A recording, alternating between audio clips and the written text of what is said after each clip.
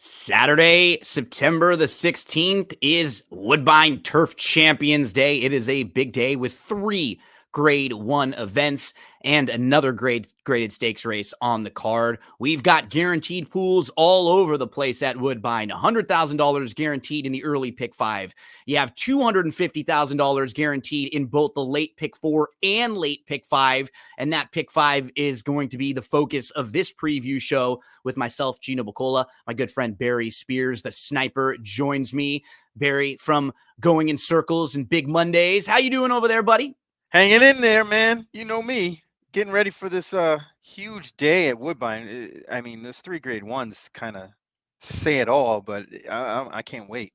Big fields too in the 2-year-old races that we're going to dive into, and it's a kind of a changing of the seasons right now in the horse racing world, right? A lot of the summer tracks finishing up. We just had Saratoga, Del Mar, Monmouth ended up, and now we're switching over some of the new tracks opening. But one that's constant and stays through a lot of the year is Woodbine. They stay constant up there and very consistent with real quality racing, real big fields, and Woodbine Turf Champions Day, Woodbine Mile Day is always a big one. So make sure you get involved with us on Saturday. Now, keep in mind, there's a couple other things to mention. There's a big contest you can play on site at Woodbine, or you can play through ExpressBet if you're down here in the USA.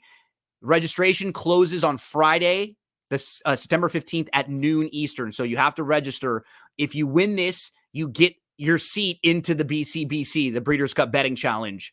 So I actually just found out that I'll be at the Breeders' Cup this year. I haven't been in many years, but it's going to be in Santa Anita this year. So it's not too far from Never me. been. So I'll be over there and doing a little work. I'll probably be with I think I got the press pass that I'll be dealing with. So having to be doing some work there. That'll be fun for all of you that want to play in the contest. Make sure you sign up before noon Eastern on Friday the 15th. And we're going to look at the daily racing form past performances. We are going to dive into those formulator style past performances. Remember, you can get them for free when you sign up for DRF Bets. When you play through DRF Bets, use the promo code WINNING, sign up, and they'll give you all the way up to a $250 deposit match bonus. So we got the housekeeping out of the way. Now it's time to jump on in, Barry. Let's do some handicapping, and let's look at this pick 5 sequence.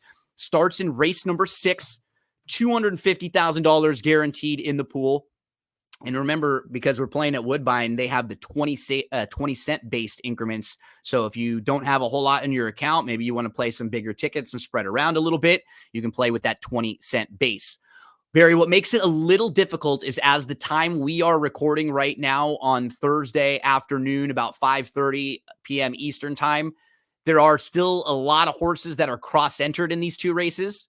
In this race, and then another 2-year-old race a little later on. We can kind of pick and choose who we think might go there, who we think might go where. But like always in these Woodbine races, Mark Casse holds a big hand, right? In sort of what he wants to do with some of the big speed horses. Because in this 6th race, that's the grade 1 summer, he has a horse named My Boy Prince, who was a 14-length winner and earned a 95 Beyer speed figure, winning on the synthetic last time out. He's very quick, but he's a horse who's going to take money, and he'll have to stretch out and try turf for the first time. So he kind of, I think, assuming that this will be the speed of his horses, he's probably going to try to figure out which other horses he wants in here versus the other race, which horses maybe can sit, because I'd imagine this is the horse that's going to go, right? Yeah, you would think so. I mean, it's a good problem to have. I mean, you can go through these past performances and see how many horses he has amongst these state races. He's got a definite great shot to win. He could actually win all of them. Yeah. But you know, I think this is the right spot for My Boy Prince. But you know, anything that the racetrack has ever taught you is to not take a short price on a horse that's doing something for the first time, and that's probably what you're going to get. Yeah, going long and on the turf, right? And while dealing with other pace in here too. Yeah, you know? And the pace should be lively. You know, My Boy Prince is actually on my toss list. I didn't like He, the horse in this race, regardless of the surface. But he's a oh, horse that's super talented and one of those horses that can absolutely run off the screen. But like we're pointing out, we haven't seen him on the turf. We haven't seen him go this long. He's going to be overbet a little bit. He's wheeling back pretty quickly. This race was on August the 27th, so he hasn't even had a full month to recover from that. And he's never done that before, right? He's always had about a month in between races or even more. And the fact that there could be other speed in a big field like this with a lot of other horses stretching out. I mean, if Bolt Honoree is in here, she's going to be really quick. She wants to go. Wherever Erosa ends up, she can sit, but she's pretty quick too, just naturally. Western Whirl is only entered in here because this is a boy. You can't run in the filly race. He's like, he will be forwardly placed in here. Even a horse like the 9 who got farther back than he wanted last time out and they put the blinkers on him. I think it's because they want to be more forward. Golden Canary, whichever race she shows up in, she will be forward, as will King of the Track. All of them showed tactical speed sprinting, and now they're all stretching out. right, and it projects this pace to heat up quite a bit. If you can get a consistent closer, someone like Carson's Run, perhaps, that might be your flavor. Yep. I don't particularly like that horse. I kind of leaning towards Busick, who really got a weird trip in Yes. that in the Soaring Free, and it was also just I don't know. I can't even explain the race. You have to actually watch it to see Yeah, let's pull it up. Let's pull it up. what trip that horse got, He because was it was just so buried. strange. He was wide Yeah. and then went inside in the stretch. It was crazy. So he's the 8 in the race that we're going to be watching right now. He was less than 5-1 in this race, and it was a Soaring Free. He was behind Golden Canary in there. So he had a fine start. He kind of broke in and was bumped when you saw the head on. And then right around here, he gets sort of shuffled back a little bit.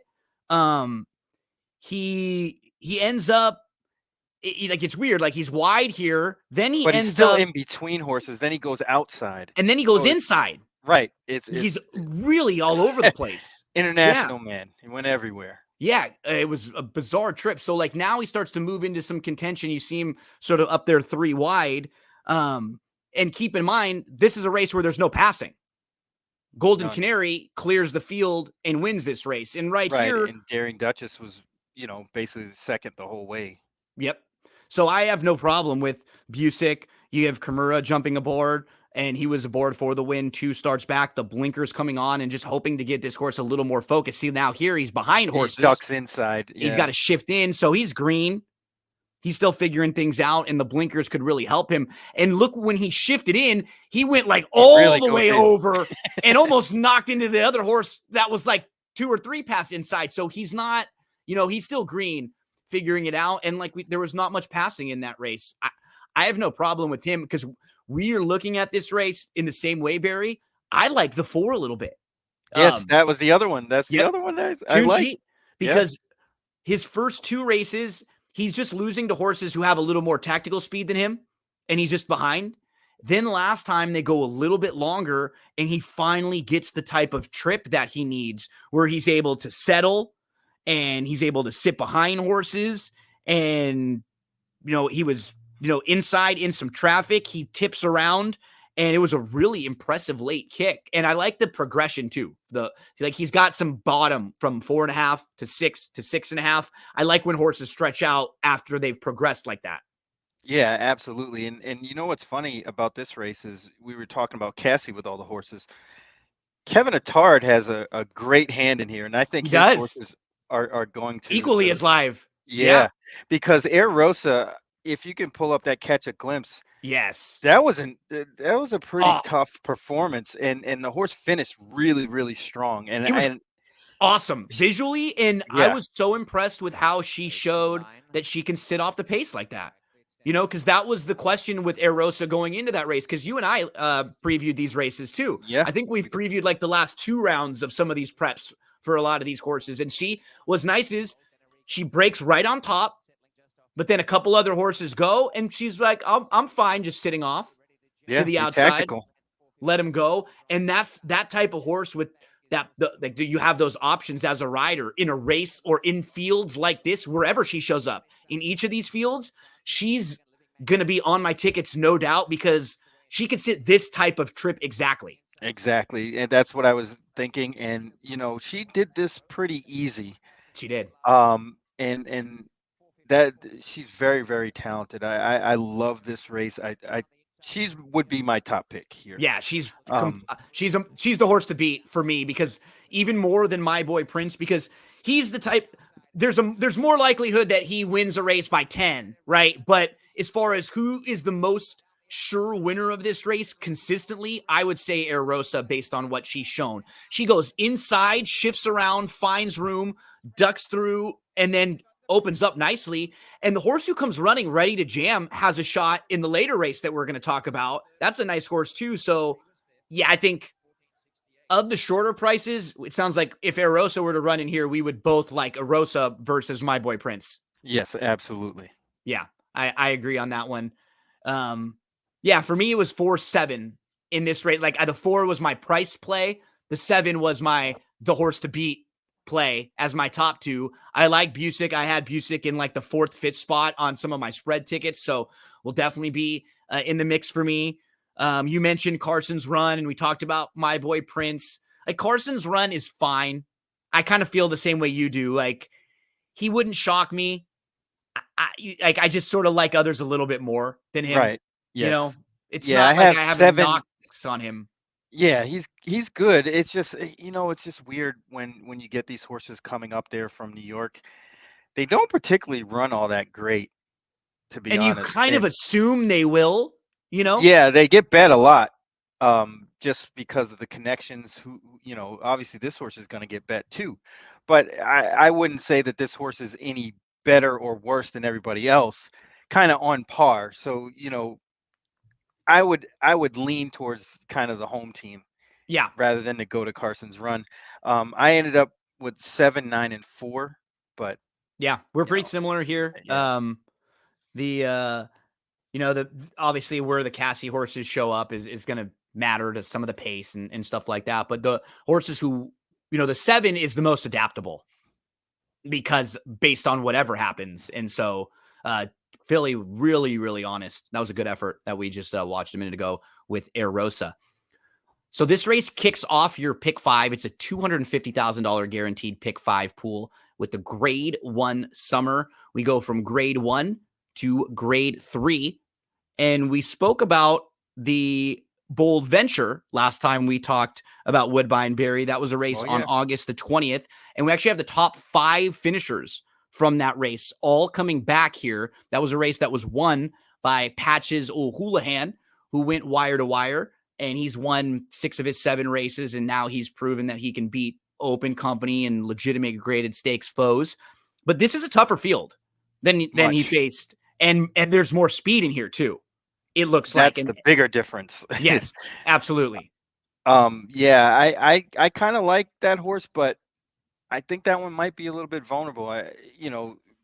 If you look at his past performances, the times that he got big numbers, he really got easy trips. Yep. Really, really easy. And that's most of the time. I want to believe that Rockcrest has to is go. going to go and cause some issues for Patches. For the same reasons that you were saying, Rockcrest's best races are when he shows speed. Mm-hmm. And he can battle a little bit, but he's got to be showing speed. He doesn't want to sit off the pace a little at all. Like, he tried that last time. I know it was his first start in a few months and it was on the turf and stuff, but he's so much a different horse when he's flashing speed. And with the rail draw, it just feels like it's going to force him, right? Yeah, you would think. Because, at least tactically, looking at everybody in this race and what their strengths are, you would think that they're not going to let Patches O'Houlihan get away from him. No. And, if he, he's proven he could battle, but I'm just going to side against that in a race like this. Me too. Just going through the field, the other horse that probably will catch some action is Outlaw Kid, and there's no indication that this horse is going to be any good on the synthetic. I'm a little cold on him too. Like yeah, I mean, the trainer doesn't really have good numbers on the synthetic as a whole, and he has good numbers on the turf. I just don't understand why he's in this spot, to be honest. But whatever. You have my buddy B, who probably isn't any good. That might also add to the pace here, and kind of by attrition, I landed on on number 3, Super Watson. Yep. I think he ends up being the trip horse, getting the best trip out of what should or could happen. So this race. We can watch Super Watson. I think we liked coming into the last race, and he just did not get the type of. He just got a bad trip. Like he was wide chasing the lone speed. And so he's the 10 that we're watching here. And a lot of these same horses come out of it. Watch the 10 and watch the 6. Those are the 2 horses I wanted to mention back from this race, because I think they're the most interesting to play back, because they have the trips that we're just talking about. So you see the 6 horse who's right there with everyone, but then gets kind of stuck in some traffic and shuffled back, and our 10 is 4 wide. You see him on the brakes right there too. Yep. So the 6 gets shuffled back, and the 10 is 4 wide, chasing lone speed. And here comes the 6 again, like running into traffic down there. Those are the 2 I like out of this race that I think might be able to get the trip, because if anyone pushes Patches O'Houlihan and he doesn't get this type of trip where he's able to just clear off, dictate when he wants, and then they come and get him and he slows it down a little bit, and just so he has enough left late in the tank, right? He got to do everything he wanted in that race. Yeah, he had it his own way from start to finish. Super Watson, if you like right here, he kind of looks like he's done, and he's still he keeps trying hard. And here comes the 6 too, tips to the outside, and the 6, after getting shuffled back, he's trying right down here too. So look at Watson in between horses, kind of in some traffic, looking around, and they both finish right next to each other. They're both in the mix for me, Barry, both Secret Reserve and Super Watson, because you have to kind of map it out for yourself. If you're playing the race and you think Patches O'Houlihan is going to get beat, well, how does he get beat? By other speed pressing him, right? So that probably eliminates some of the other speed, or at least puts you in a position where you want to find horses that are coming from off the pace. And that's how I do a lot of my handicapping. It's what do you see? How do you see it? Now, who are those horses we're looking at that might get that trip and that might be the price, and that all come together?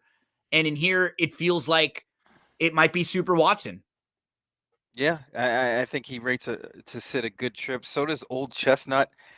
It's a little weird, though, how Rico Walcott ends up on this horse of all people. Not that he's a bad jockey or anything. It's just a little strange. He hasn't been a jockey recently. Yeah. Right. There's a lot of jockey shuffling going on here, which is always interesting. I mean, whether you take a lot of stock in it or not, it's still something to kind of make note. But, the key is that somebody has to run with Patches O'Houlihan. And, if it's the 1 and the 8, I think Super Watson is going to get a great trip. Now, what I'm gonna do is on 1 or 2 of my tickets where I'm spreading, I'm going to use the 8 because I want to pull this race up. I watched this race at Mountaineer last time out, and then I started diving into this horse a little bit more because he's the 10 in here, my buddy B. He's got a couple races just like this when he's been towards the outside and he's sat a little bit. And he might be a horse that, if nobody really goes with Patches, or maybe the 1 and Patches go, he could sit like he's the gray, just like right there. Right? That's where he sits. Yeah. And then when he feels like he needs to move up a little bit, he moves right up into contention. Now, the horse to his outside is a horse named Wilston Way, and that's a 10-time winner. Like, that's a legitimate horse there at Mountaineer who's been in some solid races like Good Allowance Company. And what's funny, my buddy B has a synthetic win at Turfway. If you look at his form overall. He has 6 wins and 4 losses. And all 4 of his losses are in races where he's going long. He's going long on the turf. He misses the break and a race right before a long layoff. See right here, he's able to put away that horse and kind of kick on. Yeah, he ran well. He like visually, it looks better than the running line does. Watching him Absolutely sit off and then put a horse away and draw off again, instead of it looks sort of just like he's right on the lead. And what I like too is Hernandez jumps aboard. So you get one of the best jockeys on the circuit. He's going to make his 3rd start off the bench. And Lobo pops with these kind of cagey horses all the time like this. Horses that are 15, 20 to 1. So I'm going to flop this horse in one or two of the pick 5s or some of the late exotics, hoping he can sit 3rd and let the other 2 do the dirty work. And another fun race, like the really, really quality races here throughout the sequence. And this is another one with a 7-5 favorite, but a vulnerable favorite, a very vulnerable favorite here who, if you like him, you have plenty of reasons to like him. He's done little wrong, but this race is the best field he's faced. And I think the most other speed, like quality other speed he's faced in here. Anything else you want to mention, Barry, before we move to the Woodbine Mile? No, I'm actually eagerly awaiting that race in particular because, I do think Super Watson rates a good chance there. Me too. At a price. But, all these races are really good in this. And sequence. it's like he had run 4 pretty bang up races back to back to back to back. A lot of times you just don't continue to take another step up. You'll have like a little sort of reset of your pattern. And I think I'm with you. I'm just expecting much better from Super Watson, and Secret Reserve was right next to him in that race, and they both ran pretty well. I'm going to flop them both in here as we try to beat Patches O'Houlihan. And we move to the Natalma. 2-year-old fillies, the Johnny Walker Natalma. Take a little blue label, please. A little black label, little Johnny Walker. Blue label. Yeah, some good stuff. Expensive stuff. Oh, yeah. Oh, yeah. That's always like a Christmas list thing for me when I was a little younger. 2-year-old fillies going the mile on the turf. There was an article in the DRF about Charles Appleby, and there was a quote from him talking about how he's been starting to point to this race with some of his horses, in particular some of his younger horses. I will say, though, the Appleby horse that I'm interested in and I think is going to run really well is Master of the Seas. I think this horse may get a bit overbet in here. Oh, yeah, definitely will be overbet. And I'm okay trying to play against Dazzling Star in this spot. Wouldn't shock me at all. One thing to point out, how good this barn has been in North America the last couple years. Just right at the top, 25 for 70. So overall, 36% with every horse they've sent. When you take a look at stakes races, the graded stakes races, they're unbelievable. 40%. So 21 for 53 over the last 5 years, a $2.70 ROI. 68% of the horses are in the money. But one thing that you will notice is that the last year or so, they have struggled a little bit, and all of these horses are short prices, right? Almost every one of them.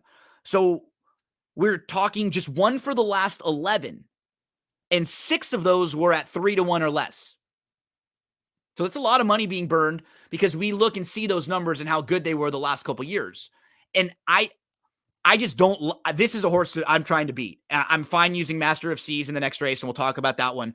But visually, this horse was close up, got shuffled a little bit, had a little bit of traffic, was okay, just held 4th. Maybe I'm wrong, but I didn't think it looked like a horse that wanted to go longer to me. Yeah, it's one of those things. It's like this horse is okay, but because of the connections will just be way shorter than way over should be. Yeah, right, exactly. And I'm definitely with you here. Just don't want any part of that horse. He may win easy, but I don't want to be there at a short price. And even that horse was bet pretty good overseas too. Yeah. And basically 2 out of those 3 races didn't really show up. No. And the time form ratings aren't all that great either. No. I just siding elsewhere. Yep. Yep. So who are some of the horses that are on your immediate radar in here? The 12 horse is one that I definitely earmarked as a Oh horse to yeah. watch. Let's watch your Ozara. race. Yeah, that was a pretty good race. And the horse seemed to come out of that and train well after that point and on the turf as well. But I think this horse race a good chance, even though kind of up against it a little bit from the outside. But you'll see And this just horse just get to the rail. Dylan Davis does a great job of saving fantastic. ground, Because she's and the that 10 won the in race here. for him. She's got those neon green silks that you can see. And from that outside, he made a great move. You'll see so many riders a lot of time try to get more aggressive, and then they'll go up and be pushed either 4 wide in that first flight or 3 wide in that next flight. And he didn't. He waited, and he got a great spot right in about mid-pack or so. And now he's able to save ground right there on the rail. He gets into a little bit of traffic trouble, but he's just in a really, really nice spot. And he moves up here too. You'll see right here. Boom. He presses the button and goes. He It's kind like of moves it's a up. great sense of pace, sense of there's my spot. Let's go get right into that spot, right? He saw it there, and another just really heady move by the rider to move up a couple lengths, get himself into positioning, and now he's sitting in a beautiful spot. And when he's able to He gets some room basically, and at the just top of the quick. stretch, It's he just gets boom. right into that hole, and then he just out finishes a horse out of the Chad Brown barn that he's pretty damn good. Came He back to came out win of next this out. race to win. There's another winner that came out of this race, and 2 horses that finished Looking second. for room, 2 path. Does he find it? He busts through that tight hole right there, and then boom. Now, as soon as he can stretch his legs, gets a little separation, opens up a couple lengths, and then has to hold off, weigh the risks. Here What I comes. find impressive is that the 8 horse had a clear run He for did. a longer time. Yep. And the 10 didn't, and he still outfinished him. And that's really why, that's the key to why I like that horse a lot. I think he rates a good shot. I think he's going to get another similar type ride from Dylan on Saturday, and he's going to be in the right spot. The other horse that caught my eye was the Dancing Duchess, coming out of that Soaring Free. Yep. Just missed to Golden Canary. And She I reminds think me that a little day, bit of Erosa because yes, she's got the speed, but she can sit a little bit. She's got the versatility to her. She's just got that same, and she's just going to be a better price than her. absolutely. And that's the other key is the price. Dancing Duchess, you probably should get somewhere around the morning line. And the thing about her is she was actually up against it in the pace scenario, the way it shook out, because Golden Canary was kind of loose on the lead. Yep. And she hung tough and finished strong and almost won. Mm-hmm. So I think that was a great race to springboard into a longer race into. She should run all day. And then the last horse is the 8 Ready to Jam, and we watched that race because that horse really finished up strong to a decent horse in Rosa. That's so funny. Those are my 3. Those are my top 3 exactly. 8, 12, 3. The 3 that you mentioned that we just took a look at. Ready to Jam for me. That was a good effort behind Rosa. She was just a little too far back, and she just feels like one who the distance will be absolutely perfect for. We pulled up the 12 Ozara, who was excellent. The race has come back live. Davis chips in with her as well. Talked about the 3 you pointed out, lots of positives there. One other one that's just a little intriguing, the brown horse. That race in France was actually pretty nice. It was impressive. She moved from 4th, 5th outside. She was 3 deep, and she just crushed a group of 12 other horses. It's just it's a fantastic betting race. It is. It really she's is live. There's horse like She Feels Pretty was an impressive winner and beat 3 next out winners at Ellis. This horse has to stretch out and ship, but she hasn't done anything wrong. The 9 got DQ'd, and it was one of those where the horse had to get DQ'd because she did foul a horse shifting out. She was doing the IRAD, right? Kind of shifting out. But she was way the best. The horse that she shifted out and bumped a little bit was never going to beat her. It was probably going to run maybe third or fourth, and that's what happened. The horse got cost a slight placing, but she was so much the best in that race. The 7, simply in front. The 7. She lost to a lone speed winner. I drafted Stormcast because Stormcast would have been like a second or third choice in either one of these races if she would have showed up today, because she would have been a really speedy horse too.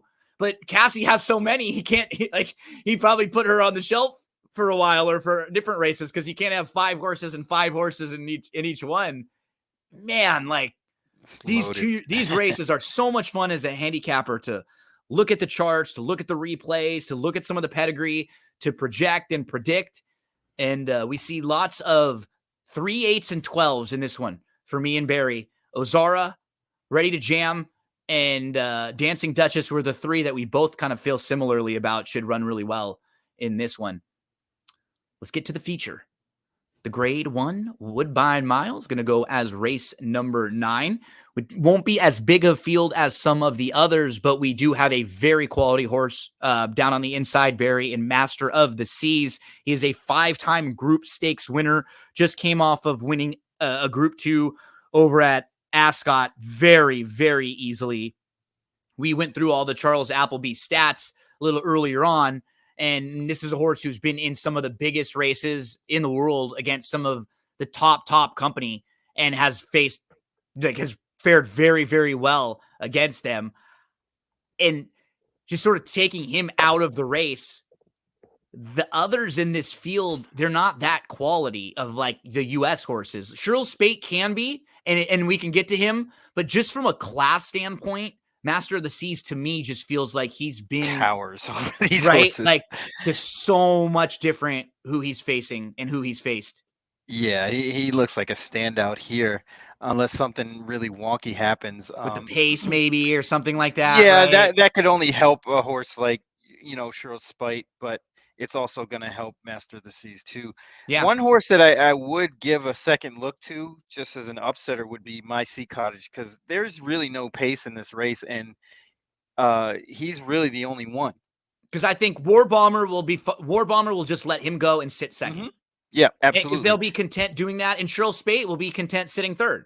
Yep, absolutely. And I think My Sea Cottage is going to take him a long way. Yep. He might even win it. And I kind of hope he does, especially because he's gonna get played a little bit because people are gonna recognize that he's lone speed, but they're really gonna lay it on thick on this Master of the Seas. And for a horse like Cheryl Spate, this is a good spot for him now, right? Making his second start back after he went from the Breeders' Cup where he was second behind Modern Games to Tokyo to Maidan, and then was off from March to August. And when he ran in August, he ran exactly like a horse would run coming off the layoff like that when they needed a race. He sort of loomed up into it, and then he just didn't have that punch late, but he kind of ran his race. And now you figure this time, if he looms up, he'll have a little more fitness. He'll have a little more punch, but will it be enough to deal with a horse like Master of the Seas? Yeah, that's the question. I mean, but Cheryl Spite has a good resume. That race at Maidan was really, really, really good. Yep. And then his Breeders' Cup Mile was a excellent race behind Modern Games, who kind of was a standout there and didn't lose by all that much. No. He had trouble last year in the Woodbine Mile. Yeah, and then won 3 straight races, 2 at Tampa, 1 at Keeneland last year. It was so weird to me when he ran in the Salvador Mile. Remember we talked about that? I think we were doing a stable duel show that week, you and me and Maddie, and we were looking at the Monmouth races because he was coming off of those 3. Even the Turf Classic, we could have just said, okay, the mile and an eighth is too far for him, right? But he was only 3-1 in that race, and then he went and ran on the dirt. It was just like a weird choice to run in that spot when he was becoming one of the better older turf horses at the time. I think the owner wanted to get him Sure. some black type on the dirt. Yeah. Yeah. And you see he tried a couple times, even the Tokyo thing. So and again, we never know what's going on behind closed doors, right? The conversations that are had, or things that they see in the mornings, or things that the riders might tell them, or like you say with the owners. But it was, when you're looking at the page, it's sort of like, dang, that you said he why got did you really do that? good. Yeah. It seemed strange to do at the time when there wasn't much dirt for him at all to speak of. But where you talk about horses with patterns, the way they're set up, this was the game plan race to come back to. And so whatever he's got, I feel like you're going to get the best of it on Saturday. Yeah, absolutely. Or, I mean, you can see that pattern, though. They kind of did the same thing last year. Yep. And it worked out that he ended up running better in the Breeders' Cup Mile than he did in the Woodbine Mile. I don't know if that's the case, and it very well may be, because that mile race probably is going to be a little bit wide open. Maybe this sharpens him up even more, right? Maybe it's right. like So you kind of another have to step tread forward. lightly. Yeah. And it's of the other races, we found some favorites that we thought were vulnerable. It just doesn't sound like you and I feel that way about Master of the Seas as much in here. No, he looks like the goods. Yeah, I agree. You know, his form, he's run way better races than 98% of this field. Yeah. You know, the only other horse that's run similar would be Cheryl Spite, and I think that one's up against it. Ice Chocolate comes from way downtown. You know, I just think My Sea Cottage, if anybody's going to upset, that's the one. And Ice Chocolate ran really well last time out, right? Yeah. Like he did. And his last 4 or 5 races, look who he's been behind. Just needs to set up. That's the problem. Is like, the way I'm playing it out in my head, if it's him and Master of the Seas next to each other, right? And they come closing together, I'm thinking he's going to outfinish Master of the Seas. Yeah. You know, that I like in my head, I don't know, you know, like I was doing the same thing you're doing. If Master of the Seas gets beat, I think it's from someone that's either War Bomber or My Sea Cottage. I think it's the horse that get the jump on him that's either sitting second or on the lead, you know, because War Bomber, I want to like him more. He's really honest, and he fights and he tries hard.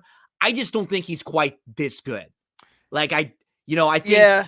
I don't think turf is his best surface anyway. He really fell into it, and that would be what we'd be hoping again, right? He just sort of falls right into the same sort of trip, but his race was super honest, and he's a fighter, and the way that we're mapping it out, it's probably My Sea Cottage first with, War Bomber second early, with Cheryl Spate third early, and then the other 3 closers kind of picking their spots. Yep. Kind of waiting. Yeah. So I just think it just looks like this it's going to be really slow up front. Yeah. And My Sea Cottage is going to have a big advantage if he gets to the lead and kind of holds position. And Dylan is as good as it gets on the lead too. I mean, people don't talk about him much because of the colony that he rides in normally, because you have really Irad, Jose, but he's awfully good. He has good hands. He knows. You saw how he did with Ozara in the last race. How he's a great judge of pace. I think he can pull it off. It's been about a year and a half to 2 years where you've really seen the jump that he's made. Oh yeah, you know, and he's riding better horses too. That's what happens, right? It's a two-way street, right? You start to make you have 1 or 2 of those rides that people notice. They start to give you better horses, and then it all comes together for you.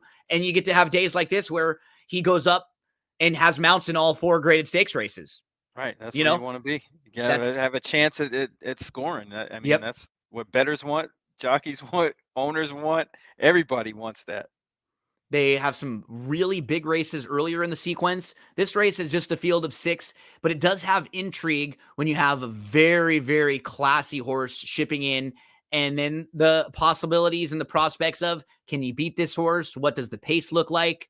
Master of the Seas will be very, very tough if he can get a trip. And that's another thing. In a shorter field, you're just less likely to deal with traffic, right? Things like that. Like he should really have every opportunity in here to show his stuff.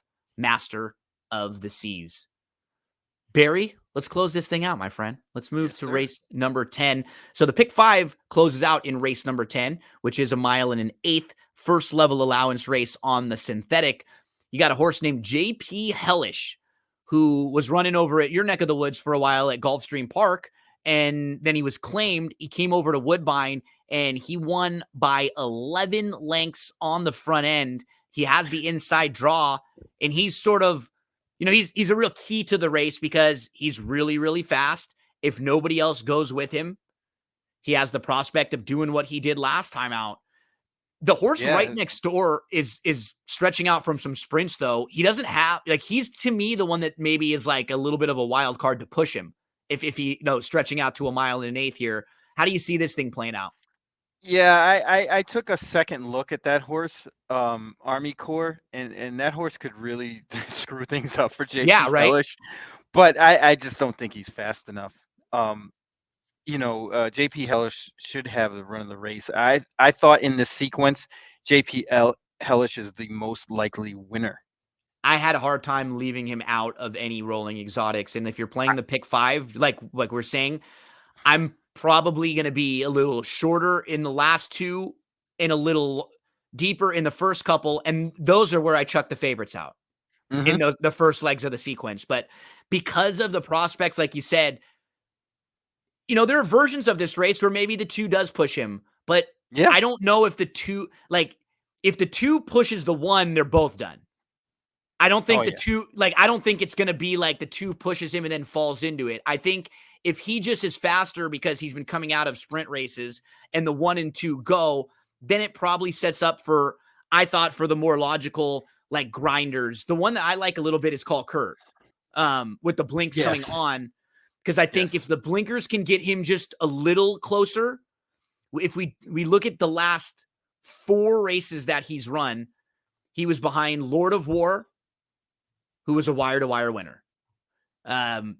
So he wasn't able to make up any ground in that race.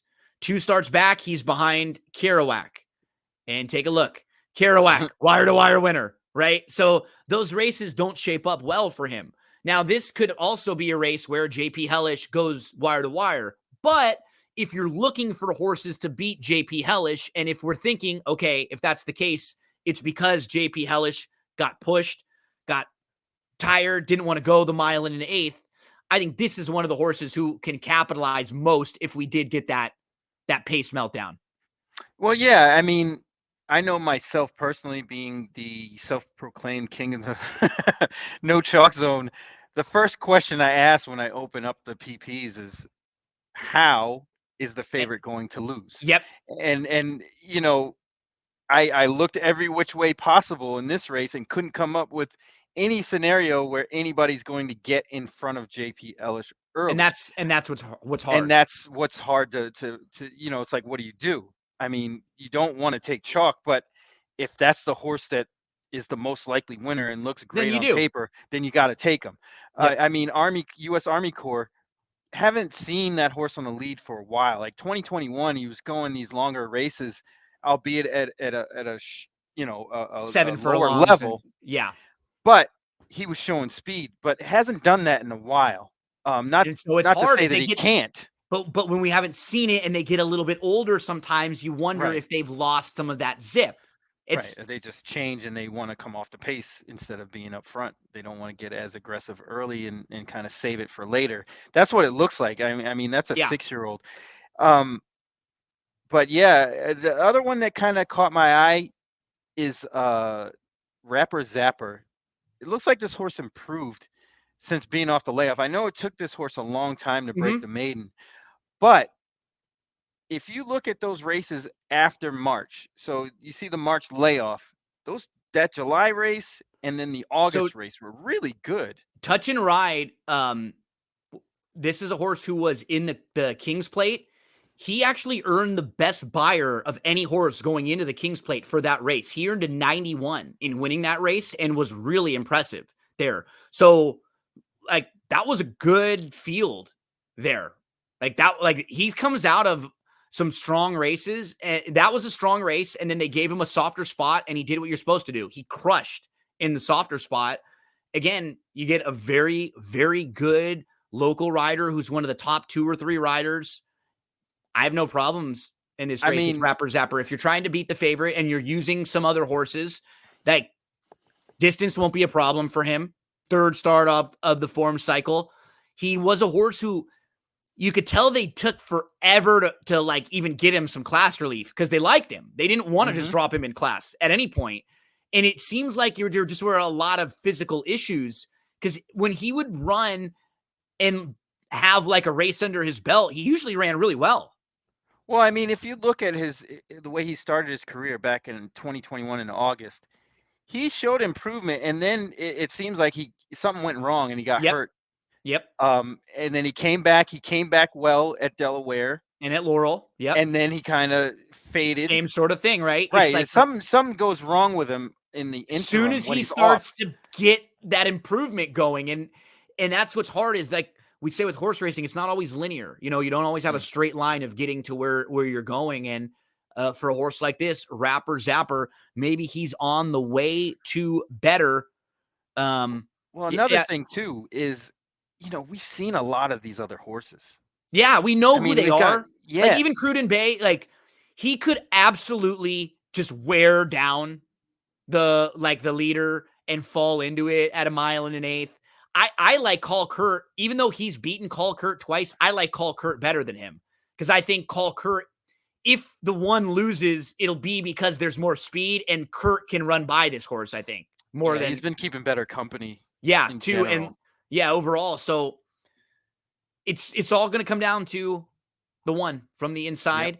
Yep. And maybe the rival right next door. Can U.S. Army Corps push this horse? Does he even want to try to push this horse? And is J.P. Hellish going to give him hell to close out that pick 5 in race number 10? That is on Saturday at Woodbine. It's a huge day with 4 graded stakes races on the card and the grade 1 Woodbine Mile. You have 2 other grade 1s for 2-year-olds, and we will see a lot of these horses back in less than a month in the Breeders' Cup, and some of the 2-year-old races going long, and maybe in the Breeders' Cup Mile for some of these horses in the Woodbine Mile. Just a reminder once again to let everybody know some of the specifics for this weekend. There is a contest on Saturday, and you have until Friday the 15th at noon Eastern to register. You can do so and play through ExpressBet.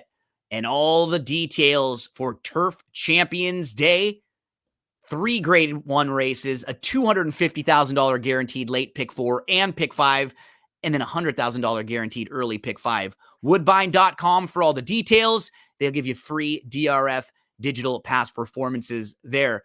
Barry, my friend, it's been a blast handicapping with you. Next week, we'll look around and see wherever the big races are. Maybe we'll dive into something happening at Aqueduct, or we'll see what's going on at Woodbine. And then in the next few weeks, we'll have some Keeneland to dive into. Oh yeah. Can't wait for that.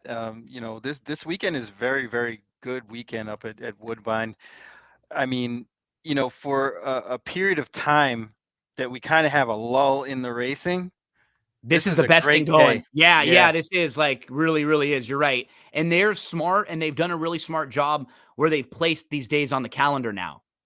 You know, this is something that you and your partner Chuck talk about a lot of the time, where it's like you'll look around, there'll be like 4 races for 3-year-old males all on the same weekend, and they all have fields of 5, you know. But Woodbine, it's horrible. They know now that Saratoga just ended. There's nothing, Del Mar just ended, and there's a couple weeks where there's only racing at Los Al, and there's not as much in SoCal. So you know what? Woodbine gets a chance to be the major spotlight this weekend. Very smart. Very, very smart. Barry, buddy, you have a fantastic weekend. Good luck in all of your plays. I'll be going back and forth with you. Let's make some money, my friend. Let's do it. Thanks so much, everyone, for hanging out with us. If you're listening on the podcast, we have plenty more to come. If you're watching the videos online, thanks so much. And make sure to head to woodbine.com for anything you need.